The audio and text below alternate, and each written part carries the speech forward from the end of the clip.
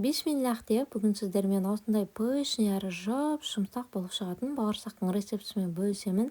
Дәл осы рецептпен достар өзім үнемі заказ пісіремін. Клиенттеріме өте қатты ұнайды. Үйге келген қонақтардың барлығы рецептісін сұрайтын бауырсақ. Сол үшін сіздерге де жасап көруге кеңес беремін. Алдымен ыдысымызға ыстық қайнап тұрған суымызды құйып аламыз. Үстінен сары майымызды саламыз. Егер су қайнап тұрған болса, сары майды осылай ертіп жібереді.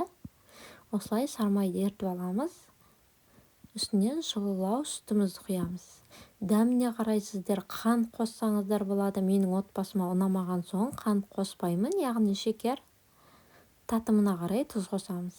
Дәміне қарай. Және аштықыны қосамыз. Аштықы қоспай жатып, бір рет суыңыз қатты ыстық емес па, міндетті түрде тексеріп көріңіздер, себебі суларыңыз қатты ыстық болса, дрож күйіп қалып, қамырларыңыз көтерілмей қалуы мүмкін. Үстінен ұнымызды салып қамыр илейміз. Қамырды көбірек және ұзағырақ илеуге кеңес беремін, июін қандырып. Июі қанған, жақсы иленген қамыр өте жақсы болады және бауырсақтарыңызда керемет шығады. Қамырларыңыздың июі қанғанын достар осылай қолдарыңызға, жасы илеп жатқан тостақтарыңызға жабыспағанынан білсеңіздер болады. Илеп болғаннан соң бетін жауып көтерілуге қоямыз. Көтерілгеннен соң достар міндетті түрде бір қайтара илеңіздер. Бауырсақтарыңыз керемет жууына осы бір қайтара илеудің де септігі тиеді. Осылай бетін жауып көтерілуге қоямыз. Екінші рет көтерілгеннен соң өзімізге керек бөліктерге бөліп аламыз. Осылай ұнымызды сеуіп, жақсылап жайып аламыз.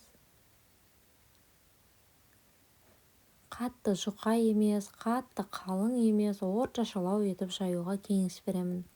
Себебі қатты жұқа болса қытырлақ болып қалады, қатты қалың болса арасы піспей қалуы мүмкін. Міне осындай қалыңдықта жайып аламыз. Ал енді кесеміз. Өзіңізге керек формада дөңгелек бауырсақтарда пісірсеңіз болады. Бүгін мен 4 бұрышты бауырсақ пісірейін дедім. Не осылай кесіп қоямыз. Кесіп болғаннан соң бауырсақтарды бір шетке, амал болса мата дастарханға тізіп қойыңыз. Егер мен сияқты пленка дастарханның үстіне тізіп қоятын болсаңыздар, астына ұнды көбірек себіңіздер бауырсақтарыңыздың, себебі дастарханға жабысып қалуы мүмкін. Осылай кесіп болғаннан соң бетін жауып 15-20 минутқа көтерілуге қалдырамыз. Көтерілген бауырсақтарымызды қызып тұрған орташа оттағы майда екі жағын қызартып пісіріп аламыз. Міне осылай піседі.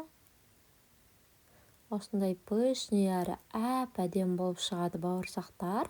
Егер видео ұнаса, қыздар, каналыма жазылып, лайк басып, пікірлеріңіз қалдыруды ұмытпаңыздар. Алдағы уақытта сіздерге бұдан да көптеген пайдалы рецепттермен бөлісетін боламын. Сондықтан мен жоғалтып алмау үшін каналыма жазылып алыңыздар. Міне осылай әдемілеп қызартып қуырып аламыз екі жағын. Міне достар, біздің әп-әдемі жұмсақ бауырсақтарымыз дайын. Осындай керемет болып шығады.